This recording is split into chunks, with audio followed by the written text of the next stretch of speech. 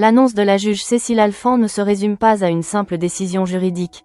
Elle marque un tournant intérieur pour Pablo, dont le corps semble avoir porté, jour après jour, le poids d'une accusation qu'il ne comprenait pas entièrement mais qu'il subissait de plein fouet.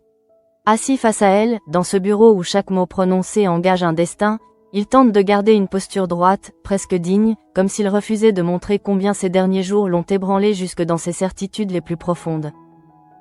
Lorsque la magistrate lui annonce que les poursuites pénales sont abandonnées et qu'il est officiellement mis hors de cause, il ne laisse paraître ni explosion de joie ni effondrement spectaculaire.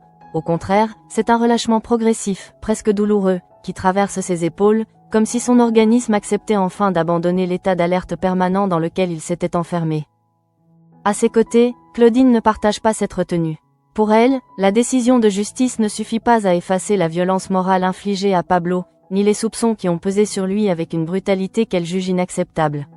Elle souligne avec fermeté que l'erreur d'appréciation des enquêteurs a causé un préjudice réel, un dommage qui ne disparaîtra pas simplement parce qu'un dossier se referme. Elle réclame des excuses officielles de la police, convaincue qu'il ne s'agit pas seulement d'un détail administratif mais d'un principe fondamental de responsabilité.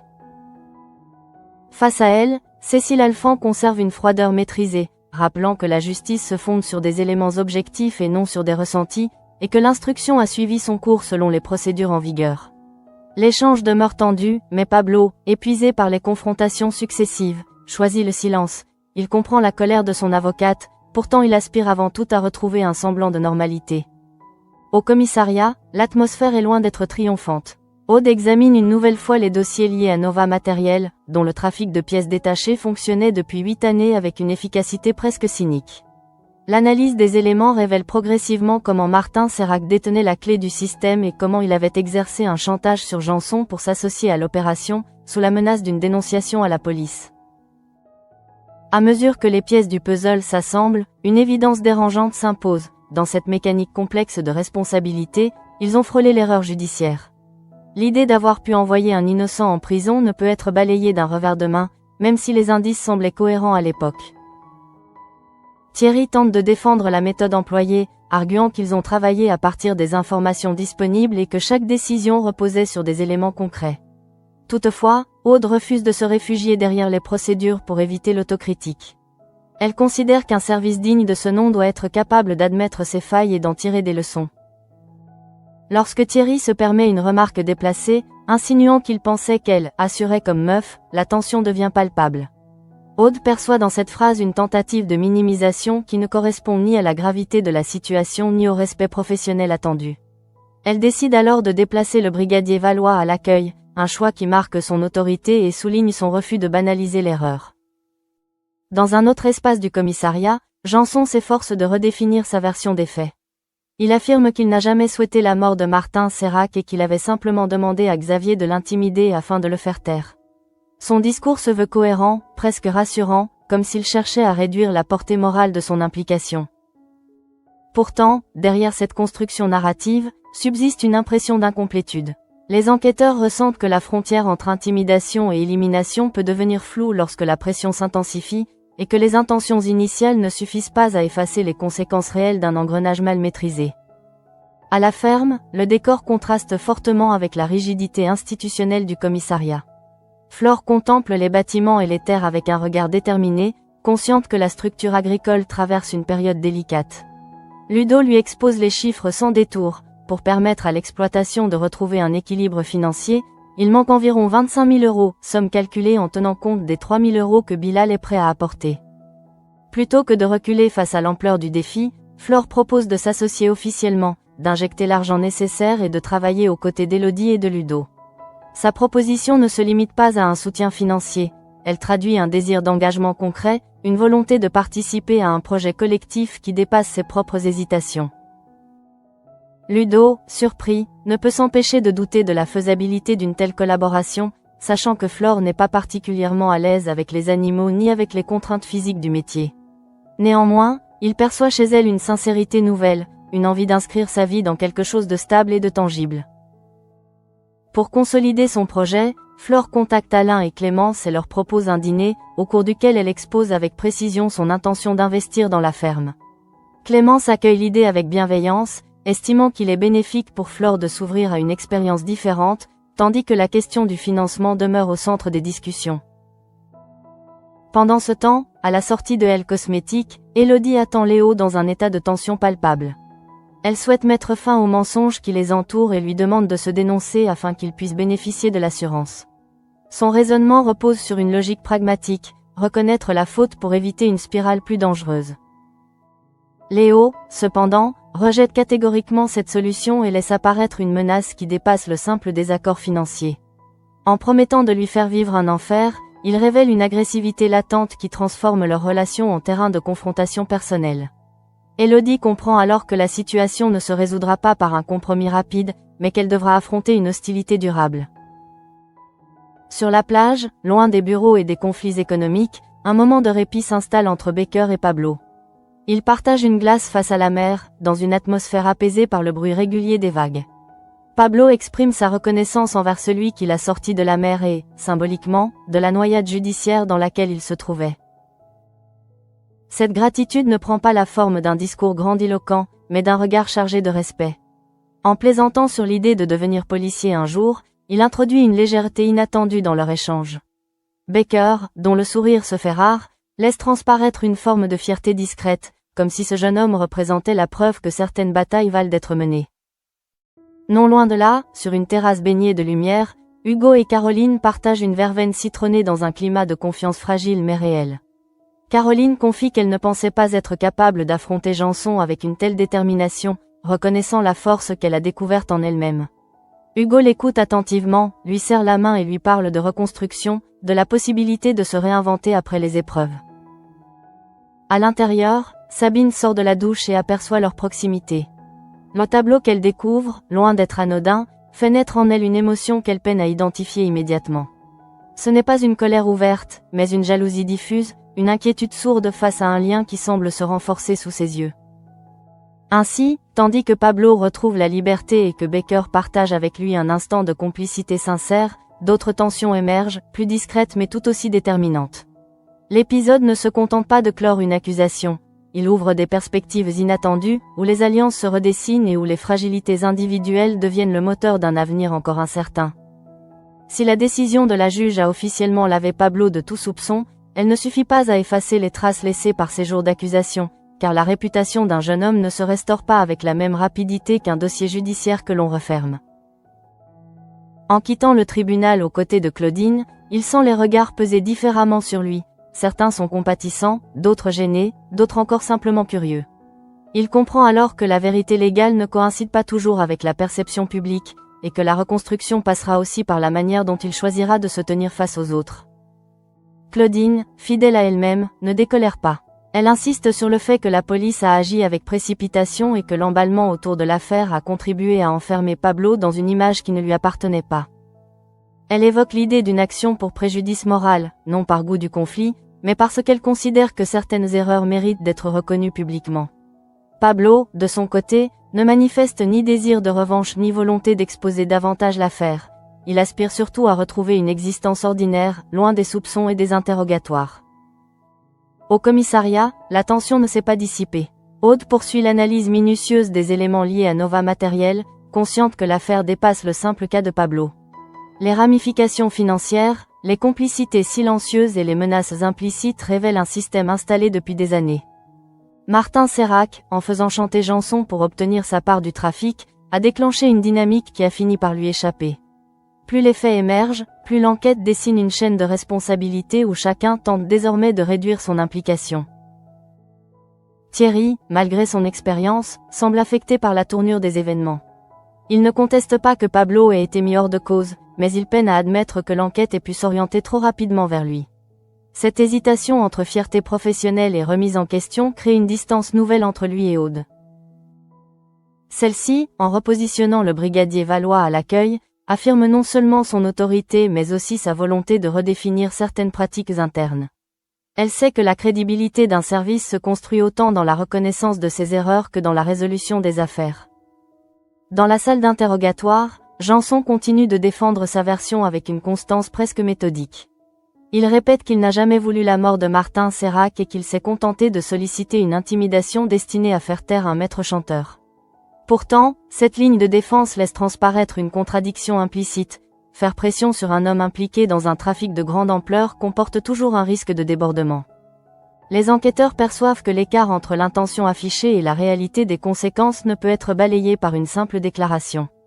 Derrière son calme apparent, Janson semble surtout préoccupé par la manière dont l'histoire sera racontée, comme s'il cherchait à contrôler le récit plutôt que d'assumer l'ensemble de ses choix. À la ferme, l'idée de l'association proposée par Flore commence à prendre forme concrète. Après avoir évoqué le besoin de 25 000 € pour stabiliser l'exploitation, Ludo passe en revue les dépenses prioritaires, les investissements nécessaires et les dettes à résorber. Flore l'écoute avec une attention nouvelle, consciente que son engagement ne peut se limiter à un apport financier. Elle comprend que devenir associé implique d'accepter les contraintes quotidiennes, les imprévus climatiques, la fatigue physique et les décisions collectives. Cette prise de conscience ne l'effraie pas autant qu'elle l'aurait imaginé quelques semaines plus tôt. Au contraire, elle y voit l'opportunité de s'ancrer dans un projet qui dépasse ses hésitations passées. Lorsque Flore retrouve Alain et Clémence au restaurant, elle expose son projet avec une sincérité qui surprend même ceux qui la connaissent depuis longtemps. Elle explique qu'elle ne cherche pas un simple investissement rentable, mais une participation active à une aventure humaine. Clémence, sensible à cette démarche, souligne qu'il est parfois nécessaire de sortir de son cadre habituel pour se redéfinir. Alain, plus pragmatique, questionne les risques et la viabilité du modèle économique. La discussion ne débouche pas immédiatement sur une décision définitive, mais elle ouvre une porte vers un soutien financier possible, conditionné à une réflexion approfondie. Parallèlement, la confrontation entre Élodie et Léo prend une tournure plus inquiétante. En refusant de se dénoncer pour permettre le versement de l'assurance, Léo ne se contente pas de protéger ses intérêts, il affirme une domination qui s'exprime désormais par la menace. Élodie, en l'entendant promettre de lui faire vivre un enfer, ressent une bascule dans leur relation. Ce qui relevait d'un désaccord stratégique devient une lutte d'influence où la peur pourrait servir d'arme. Elle réalise que son choix de transparence l'expose à une hostilité qu'elle n'avait peut-être pas mesurée jusque-là. Cette tension latente laisse présager un affrontement plus large, où la survie financière de la ferme pourrait se mêler à des enjeux personnels. Sur la plage, le moment partagé entre Baker et Pablo continue de résonner au-delà de la légèreté apparente de leur échange. En reconnaissant que Baker lui a sauvé la vie en le sortant de la mer, Pablo établit un lien qui dépasse le cadre strictement professionnel. Il voit en lui non seulement un commissaire, mais une figure de référence capable de distinguer la vérité au milieu du chaos. Baker, habitué à maintenir une distance avec ceux qu'il protège, laisse transparaître une forme de bienveillance rare. La plaisanterie de Pablo sur une éventuelle carrière dans la police n'est pas qu'un trait d'humour. Elle traduit une admiration naissante pour un métier qu'il perçoit désormais sous un angle différent, celui de la responsabilité et du courage. Dans le même temps, la scène en terrasse entre Hugo et Caroline prend une dimension plus intime. Caroline, encore marquée par ce qu'elle a traversé avec Janson, confie qu'elle ne se pensait pas capable d'affronter une telle situation. Elle découvre en elle une force qu'elle ignorait, et Hugo, en l'écoutant attentivement, lui offre un espace de parole où la vulnérabilité n'est pas synonyme de faiblesse. Leur proximité, empreinte de douceur, ne passe pas inaperçue. Sabine, en observant cette complicité, ressent une tension intérieure qui la surprend elle-même. Elle ne formule pas encore clairement sa jalousie, mais l'image d'Hugo tenant la main de Caroline s'imprime dans son esprit comme un signal d'alerte. Ainsi, tandis que l'innocence de Pablo ouvre la voie à un avenir qu'il n'avait pas envisagé, les autres personnages se retrouvent à la croisée de décisions qui pourraient redessiner leur trajectoire. Entre remise en question professionnelle, projets financiers ambitieux et fragilité sentimentale, chaque choix esquissé dans l'ombre de cet épisode prépare des conséquences qui dépasseront largement la simple résolution d'une accusation. La mise hors de cause de Pablo ne transforme pas immédiatement son quotidien, mais elle agit comme une onde lente qui redéfinit progressivement les rapports autour de lui.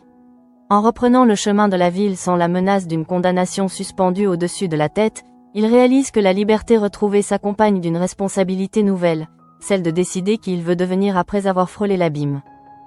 Les jours d'angoisse ont laissé une empreinte profonde, non seulement dans sa mémoire, mais dans sa manière d'observer le monde, désormais plus lucide, presque plus grave. Baker, de son côté, suit cette évolution avec une attention discrète. Il n'a pas l'habitude de s'attacher, encore moins de laisser transparaître l'affection qu'il peut ressentir pour ceux qu'il protège. Pourtant, l'image de Pablo luttant pour garder la tête hors de l'eau, au sens propre comme au figuré, reste gravée en lui. Lorsqu'il repense au moment où il l'a sorti de la mer, il ne voit pas seulement un geste professionnel, mais un instant où la frontière entre devoir et instinct s'est effacée. Cette expérience crée un lien qu'aucune procédure ne pourra effacer. Au commissariat, la réorganisation opérée par Aude commence à produire ses effets. Le déplacement du brigadier Valois à l'accueil ne constitue pas une humiliation publique, mais un rappel clair que chaque décision engage l'ensemble de l'équipe. Thierry observe ce changement avec un mélange de réserve et de respect. Il comprend que la crédibilité du service dépend de leur capacité à admettre leurs failles. L'affaire Nova Matériel, désormais examinée sous un angle plus large, révèle la complexité des mécanismes qui ont permis au trafic de prospérer pendant 8 ans sans éveiller de soupçons majeurs.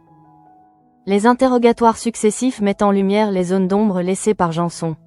Sa volonté de minimiser son rôle en affirmant qu'il souhaitait uniquement une intimidation apparaît de plus en plus fragile à mesure que les témoignages se croisent.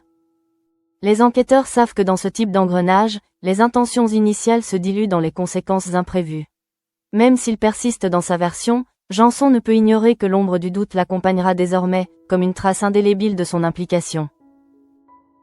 À la ferme, l'idée d'association proposée par Flore évolue vers une réflexion plus concrète.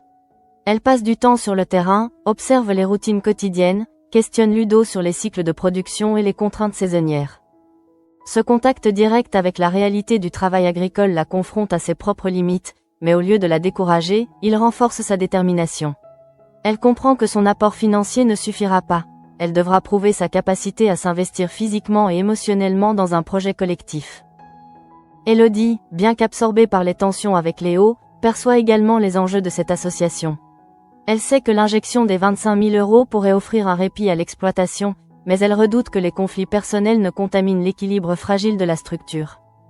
La menace proférée par Léo résonne encore en elle, comme un avertissement permanent.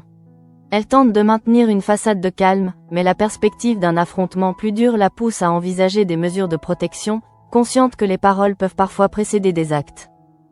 Dans un autre registre, la relation entre Hugo et Caroline gagne en profondeur. Leur moment partagé en terrasse ne se limite pas à une conversation anodine. Il symbolise la possibilité d'une reconstruction après des épreuves qui ont ébranlé leur confiance en eux-mêmes. Caroline découvre en Hugo un soutien solide, capable de l'écouter sans la juger, tandis qu'Hugo voit en elle une femme qui refuse de se laisser définir par ses erreurs passées. Cette proximité, cependant, n'échappe pas à Sabine, dont l'inquiétude silencieuse commence à se transformer en questionnement plus explicite. Sabine, en repensant à l'image de leurs mains jointes, se demande si elle a sous-estimé la capacité d'Hugo à se rapprocher de quelqu'un d'autre. Elle n'ose pas encore confronter ses sentiments, mais elle ressent un décalage subtil dans leurs échanges quotidiens. Cette jalousie naissante ne s'exprime pas par des reproches ouverts, elle s'insinue dans les silences, dans les regards détournés, dans une distance à peine perceptible. Pendant ce temps, Pablo médite sur la plaisanterie qu'il a faite à Baker concernant une éventuelle carrière dans la police. Plus il y pense, plus l'idée lui semble moins absurde. Il a vu de près ce que signifie être accusé, jugé, presque condamné. Il a aussi vu la rigueur et l'engagement nécessaires pour rétablir la vérité. Cette expérience, loin de le détourner des institutions, éveille en lui un désir inattendu de participer à la protection des autres. Baker, sans encourager explicitement cette ambition, laisse entendre que la détermination et l'intégrité sont des qualités essentielles dans ce métier. Ainsi, l'épisode ne se contente pas de clore une accusation injuste, il amorce une série de transformations intérieures. Pablo envisage un avenir différent, Baker redéfinit son rôle au-delà de l'autorité stricte, Aude réaffirme les principes de responsabilité au sein du commissariat, et la ferme s'apprête à franchir une étape décisive grâce à l'engagement de Flore. Parallèlement, les tensions sentimentales entre Hugo, Caroline et Sabine laissent présager des conflits plus intimes. Ce sont ces lignes de fracture, discrètes mais profondes, qui dessinent désormais l'horizon des personnages. Chacun, à sa manière, se tient au seuil d'un changement qui pourrait modifier durablement l'équilibre fragile qu'il tentait jusque-là de préserver. Si la tempête judiciaire autour de Pablo commence à s'éloigner, les répercussions émotionnelles, elles, continuent de circuler en silence, comme une marée lente qui redessine les contours des relations. Pablo, désormais officiellement innocenté, ne peut s'empêcher de revisiter chaque instant de ces derniers jours, comme si son esprit cherchait à comprendre comment il a pu se retrouver au centre d'un engrenage aussi brutal.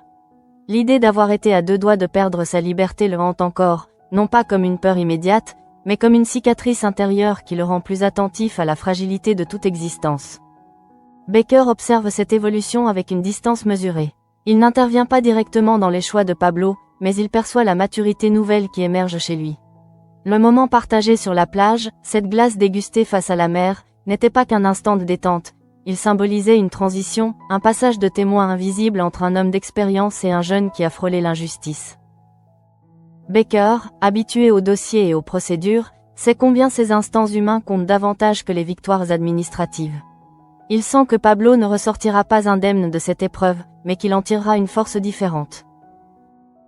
Au commissariat, l'affaire Nova Matériel prend une dimension plus large. Les enquêteurs réexaminent les flux financiers, les contrats, les complicités silencieuses qui ont permis au trafic de prospérer pendant 8 ans. Aude, méthodique, insiste pour que chaque élément soit vérifié avec une rigueur redoublée. Elle ne veut plus qu'un doute, même minime, puisse orienter l'enquête vers un innocent. Cette exigence redéfinit l'atmosphère au sein de l'équipe, chacun mesure désormais le poids de ses hypothèses. Thierry, malgré ses réserves initiales, finit par reconnaître que la précipitation peut devenir un piège. L'affaire de Pablo agit comme un électrochoc collectif. La décision de repositionner le brigadier Valois à l'accueil a rappelé que la hiérarchie n'est pas seulement une structure, mais un cadre éthique. Dans les couloirs, les conversations se font plus prudentes, plus réfléchies, comme si l'ombre de l'erreur passée incitait à une vigilance accrue. Dans le bureau d'interrogatoire, Janson continue de maintenir sa ligne de défense. Il répète qu'il ne souhaitait qu'intimider Martin Serrac, qu'il n'a jamais formulé la moindre demande d'élimination. Pourtant, à mesure que les éléments s'assemblent, son récit semble moins solide. Les enquêteurs comprennent que le simple fait d'avoir initié une pression sur un homme impliqué dans un trafic aussi vaste implique une responsabilité morale. Même si l'intention n'était pas meurtrière, l'engrenage qu'il a contribué à enclencher ne peut être nié. Cette tension entre responsabilité juridique et responsabilité morale devient le cœur du débat. À la ferme, la perspective de l'association avec Flore suscite des discussions plus profondes. Ludo, partagé entre prudence et espoir, évalue les conséquences d'un tel engagement. Il sait que l'injection des 25 000 € pourrait offrir un souffle nouveau à l'exploitation, mais il craint également les déséquilibres humains que toute modification de la structure peut entraîner. Flore, consciente de ces interrogations, multiplie les visites sur le terrain, s'efforce d'apprendre les gestes simples, d'observer les cycles de travail. Elle ne veut plus être perçue comme une investisseuse distante, mais comme une partenaire à part entière. Élodie, malgré les menaces de Léo, tente de rester concentrée sur l'avenir de la ferme. Elle mesure que le refus de Léo de se dénoncer compromet non seulement la question de l'assurance, mais aussi l'équilibre psychologique de chacun. Les mots qu'il a prononcés résonnent encore en elle, comme une promesse sombre. Elle ne cède pas à la panique, mais elle comprend que la situation exige une vigilance nouvelle. La menace n'est plus abstraite, elle s'inscrit dans une relation qui se fissure dangereusement. Dans un autre registre, la proximité entre Hugo et Caroline continue d'évoluer. Leur échange en terrasse a marqué un tournant discret mais significatif. Caroline, en reconnaissant la force qu'elle a déployée face à Janson, découvre qu'elle peut se reconstruire sans renier son passé. Hugo, en lui offrant une écoute attentive, trouve lui aussi une forme d'apaisement. Pourtant, cette complicité ne se développe pas dans un vide émotionnel. Sabine, qui observe à distance, ressent une inquiétude de plus en plus difficile à ignorer. Ce qui n'était qu'un doute fugace devient une interrogation plus insistante. La place qu'elle occupe auprès d'Hugo est-elle en train de se redéfinir sans qu'elle s'en aperçoive?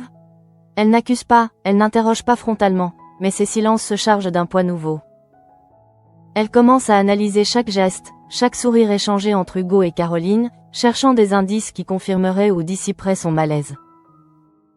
Pendant ce temps, Pablo s'interroge sur l'idée, d'abord formulée comme une plaisanterie, de devenir policier.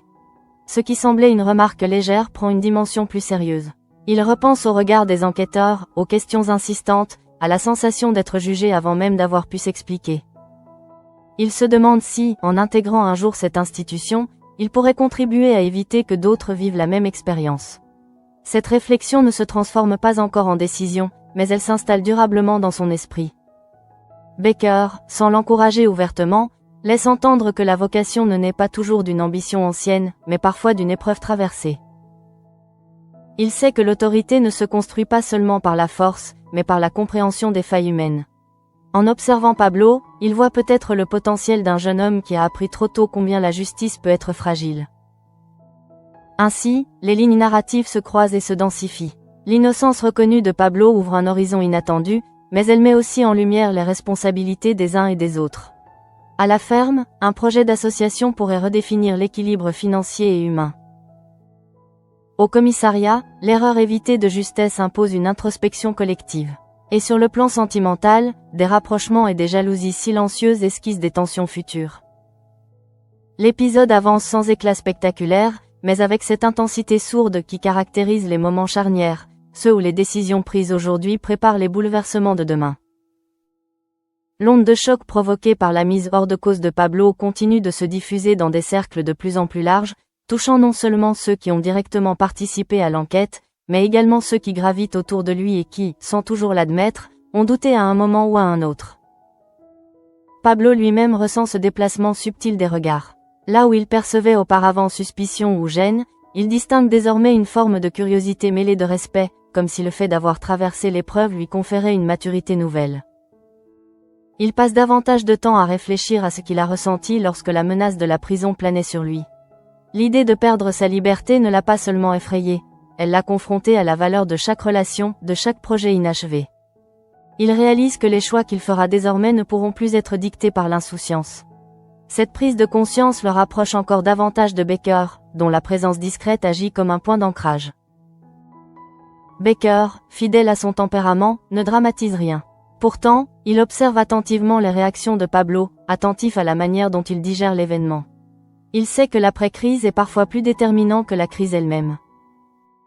Le jeune homme pourrait se refermer, nourrir un ressentiment durable envers l'institution, ou au contraire transformer l'épreuve en moteur. Les échanges qu'ils ont eus sur la plage, sous le soleil et face à la mer, ont semé une idée qui ne cesse de germer, celle qu'une injustice subie peut devenir une vocation. Au commissariat, l'atmosphère demeure studieuse. L'affaire Nova Matériel révèle peu à peu l'ampleur des ramifications financières. Les 8 années de trafic ont créé un réseau de dépendance et de complicité qui ne se dénoue pas sans résistance.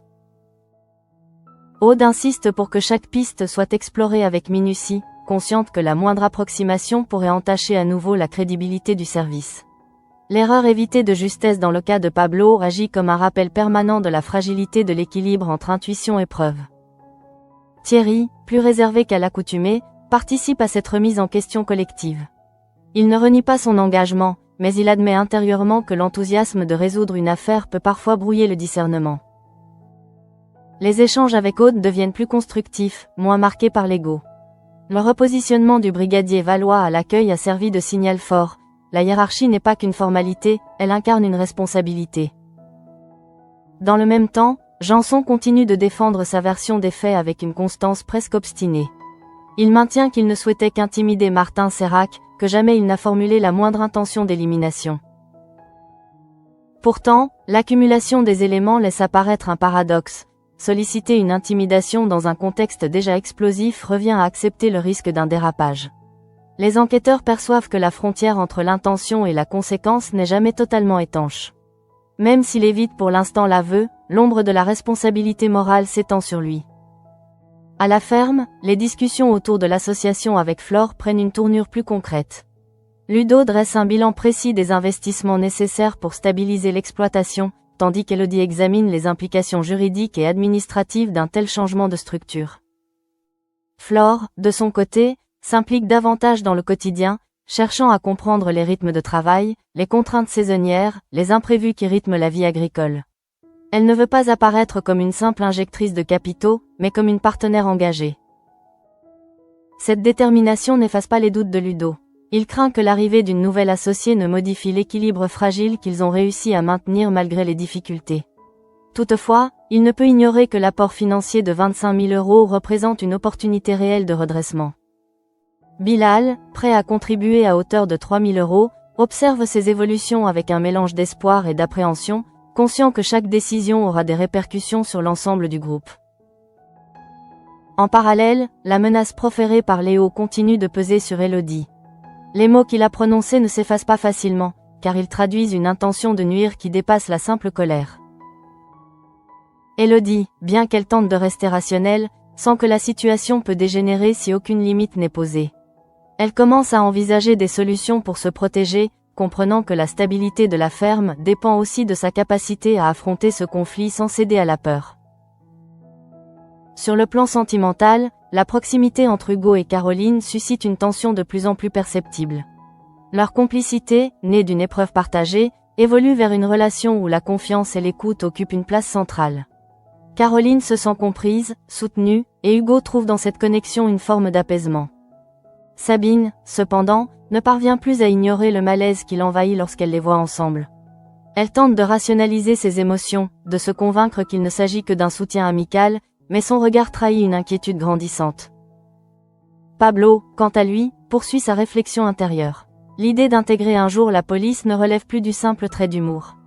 Il mesure la complexité de ce métier, les risques d'erreur, mais aussi la possibilité de faire une différence.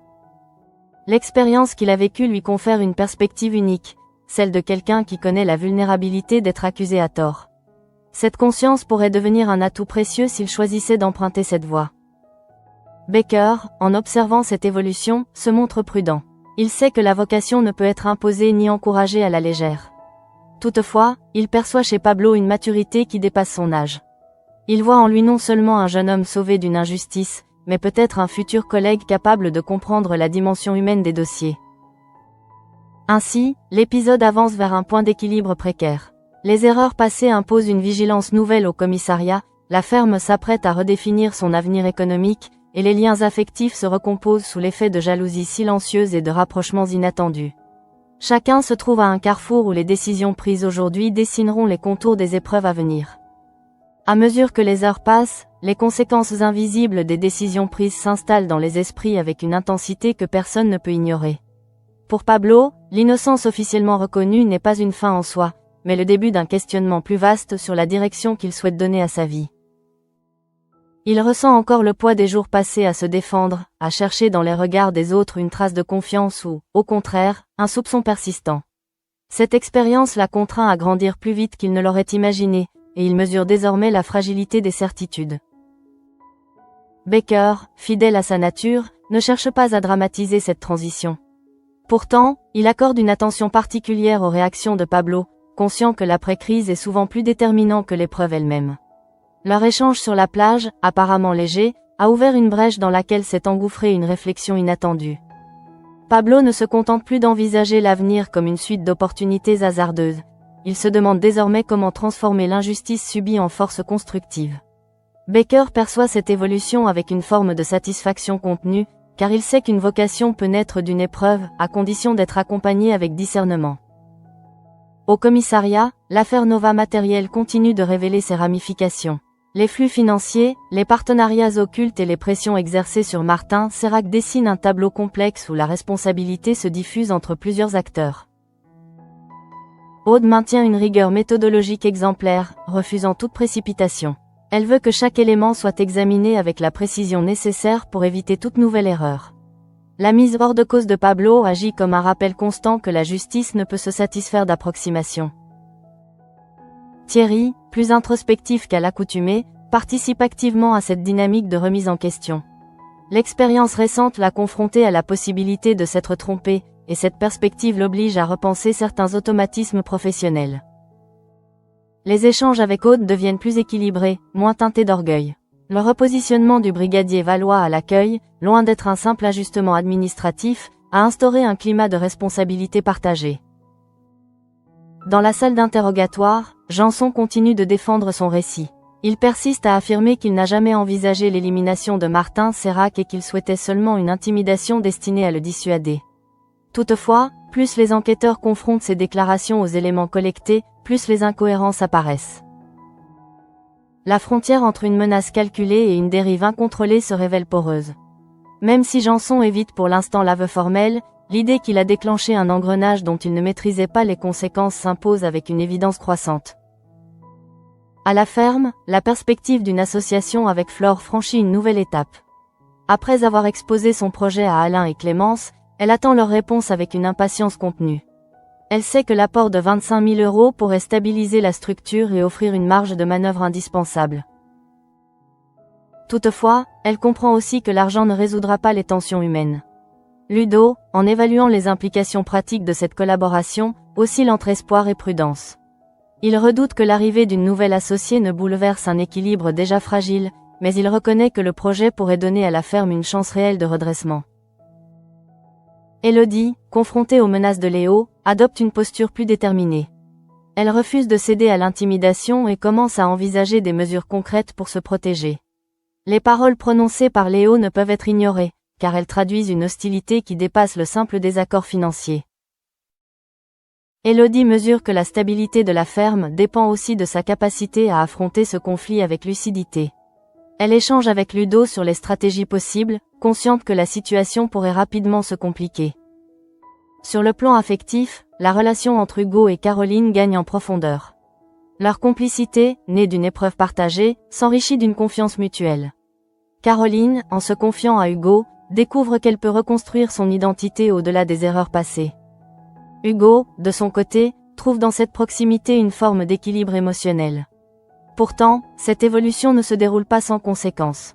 Sabine, témoin de ces échanges, ressent une inquiétude croissante.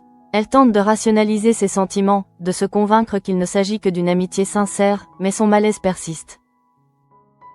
Les silences entre Sabine et Hugo deviennent plus fréquents, chargés d'interrogations implicites. Sabine n'ose pas encore confronter directement Hugo, mais elle analyse chaque geste, chaque regard échangé avec Caroline.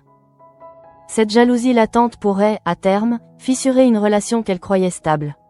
Elle se trouve face à un dilemme, exprimer ses craintes au risque de provoquer un conflit, ou se taire et laisser la distance s'installer. Pablo, immergé dans ses réflexions, envisage plus sérieusement la possibilité d'embrasser une carrière dans la police. Il ne s'agit plus d'une boutade lancée sur la plage, mais d'une perspective qu'il explore avec sérieux. Il se demande si son expérience personnelle pourrait devenir un atout, lui permettant de comprendre la vulnérabilité des personnes accusées. Baker, en observant cette évolution, se garde de toute pression, mais il laisse entendre que la vocation exige patience et préparation. Il voit en Pablo un potentiel qui ne demande qu'à être encadré. Ainsi, l'épisode s'oriente vers une convergence de trajectoire où chaque personnage, confronté à ses choix, redéfinit ses priorités. L'innocence de Pablo ouvre un horizon nouveau, mais elle impose également une réflexion sur la responsabilité collective. À la ferme, un projet ambitieux se dessine, porteur d'espoir mais aussi de risques. Sur le plan sentimental, des rapprochements inattendus et des jalousies silencieuses préparent des tensions futures. Ce moment charnière, sans éclat spectaculaire, annonce pourtant des bouleversements profonds. Les décisions prises dans l'ombre de cette affaire façonneront l'équilibre fragile qui unit ces destins croisés. Lorsque la journée touche à sa fin, une impression étrange flotte au-dessus de Montpellier, comme si chaque protagoniste avait franchi un seuil invisible sans encore mesurer pleinement les conséquences de ce passage. L'innocence officiellement reconnue de Pablo agit désormais comme un point d'équilibre autour duquel s'organisent les tensions, les ambitions et les fragilités de chacun. Pablo, rentré chez lui, ne célèbre pas bruyamment sa libération. Il s'installe dans un silence presque méditatif, repensant au regard croisé au tribunal, à la fermeté de la juge Cécile Alphand, à la combativité de Claudine. Il mesure la chance qu'il a eue de voir la vérité rétablie avant qu'il ne soit trop tard. Cette conscience aiguë du risque évité l'empêche de retomber dans l'insouciance. Il comprend que son avenir ne peut plus être construit à la légère. Le souvenir de la mère, du moment où Baker l'a sorti de l'eau, revient à lui avec une intensité particulière. Ce geste, à la fois professionnel et profondément humain, symbolise davantage qu'un simple sauvetage. Il incarne la possibilité d'une seconde chance. Pablo réalise qu'il ne veut pas simplement tourner la page, il veut écrire la suivante avec lucidité. L'idée d'intégrer un jour la police ne lui semble plus irréaliste. Elle représente une manière de redonner du sens à ce qu'il a traversé. Baker, de son côté, observe à distance l'évolution du jeune homme. Il n'exprime ni fierté ostentatoire ni encouragement direct, mais il ressent une forme d'apaisement. L'affaire aurait pu laisser une trace amère, un ressentiment durable. Au lieu de cela, elle ouvre un horizon inattendu. Baker comprend que certaines épreuves, lorsqu'elles sont surmontées, peuvent transformer une fragilité en force. Il se surprend à envisager que Pablo, s'il choisit cette voie, pourrait devenir un collègue animé d'une conscience aiguë de la justice. Au commissariat, la dynamique instaurée par Aude continue de produire ses effets. L'affaire Nova Matériel progresse, chaque pièce du puzzle étant examinée avec une vigilance accrue. L'erreur évitée de justesse dans le cas de Pablo a installé une culture du doute constructif. Thierry, désormais plus mesuré, participe activement à cette exigence renouvelée. La responsabilité partagée devient un principe tangible, et non plus une simple formule. Janson, malgré sa défense obstinée, sans que l'étau se resserre. Les incohérences de son récit apparaissent plus clairement à mesure que les témoignages s'alignent. Il continue d'affirmer qu'il ne souhaitait qu'intimider Martin Sérac, mais la réalité des conséquences l'isole peu à peu. Même sans aveu explicite, la responsabilité morale plane au-dessus de lui, comme une ombre persistante. À la ferme, l'attente de la réponse d'Alain et de Clémence crée une tension palpable. Flore, déterminée, poursuit son immersion dans le quotidien agricole. Elle apprend, observe, s'adapte. Ludo et Élodie la regardent avec un mélange de prudence et d'espoir. L'injection des 25 000 € pourrait offrir un souffle nouveau, mais chacun sait que l'argent ne suffira pas à résoudre les fragilités humaines.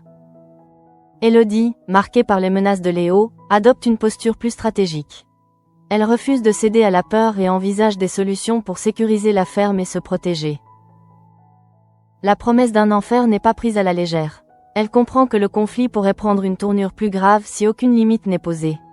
Cette lucidité renforce sa détermination à ne pas se laisser intimider.